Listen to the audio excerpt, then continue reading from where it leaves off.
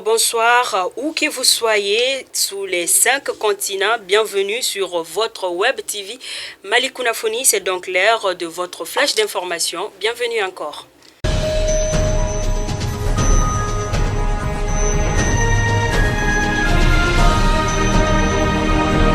L'effet de l'embargo sur les consommateurs, des efforts certains pour maintenir les prix des denrées contrairement aux craintes.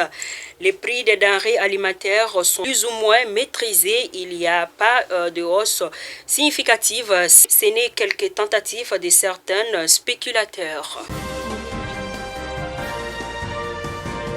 Dans le cadre de la lutte contre le terrorisme au Mali, les FAMA mettent à la disposition des populations un centre d'appel avec des numéros d'appel gratuits à partir d'aujourd'hui.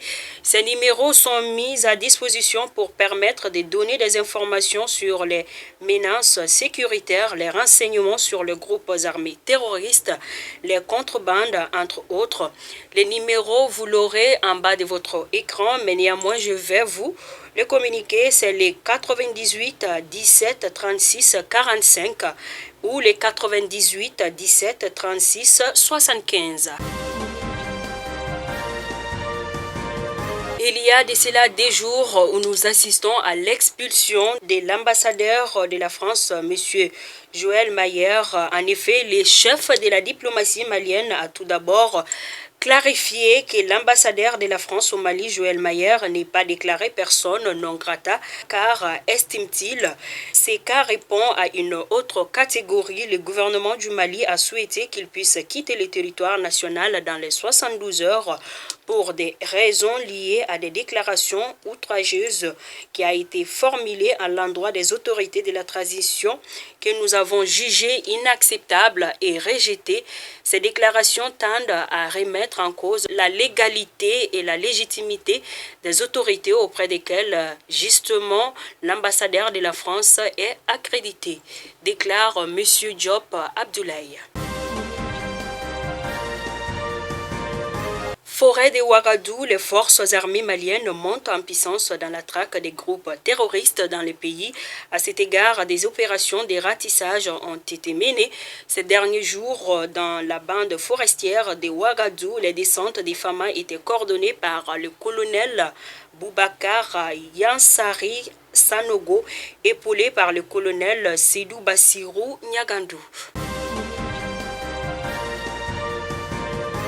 Région de Koulikoro, plus de 1150 écoles sont fermées dans la région de Koulikoro, soit 13% des écoles au Mali. L'information a été donnée par l'UNICEF lundi 31 janvier 2022. C'était lors de l'ouverture des travaux de planification des activités 2022-23 des régions de Koulikoro, Dioïla et Nara. Plus d'une quarantaine d'acteurs des 3 régions prennent part à cette rencontre de 3 jours.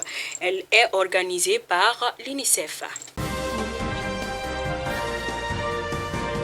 De Koulikoro, nous partons à Sikasso où le mouvement des artisans de Sikasso a organisé samedi 29 janvier 2022 à Sikasso une assemblée générale. L'objectif était d'informer et de sensibiliser les artisans sur l'importance du paiement des patences et impôts, un geste apprécié par les autorités locales. Communiqué de la Société malienne de la gestion d'eau potable Somagep SA informe les populations que par suite d'un incident survenu sur la conduite des refoulement vers les réservoirs des Outras, la distribution d'eau est fortement perturbée dans les quartiers de Bolé, Zerni, Cité Yélé, les logements sociaux 759, 501, 320, 1008, Tirakoro, Nyamana, Tabakoro, Djatoula, Tigena et Tabakoro. Les travaux de dépannage sont en cours pour une reprise rapide du service.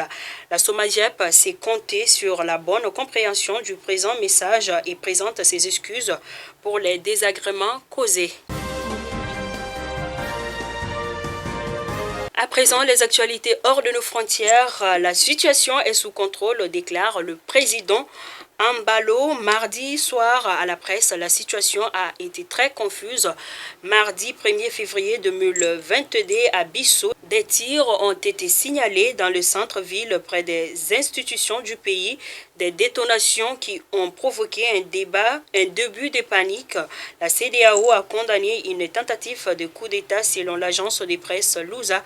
C'est vers 17h20 heure locale que les militaires sont entrés dans le palais du gouvernement et que les membres du gouvernement ont été libérés.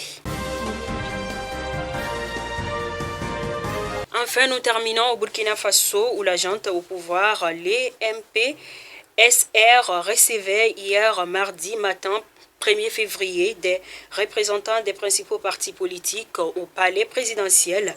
C'est la suite des consultations initiées par le nouvel homme fort du pays, Paul-Henri Sandao Damiba. La semaine dernière, les partis sont invités à oublier l'activisme politique et à faire bloc derrière la junte.